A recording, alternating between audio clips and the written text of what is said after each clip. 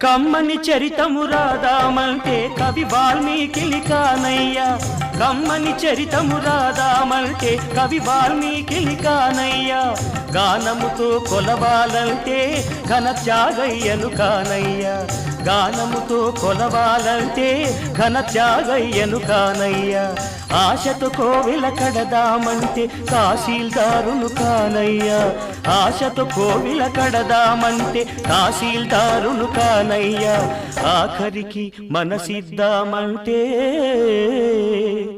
అది ఏనాడో నీదయ్యా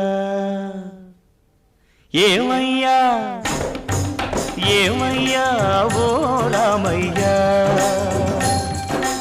ఎలా సేవించాలయ్యా నిన్ను ఏమని కీర్తించాలయ్యా ఏమయ్యా ఓ రామయ్యా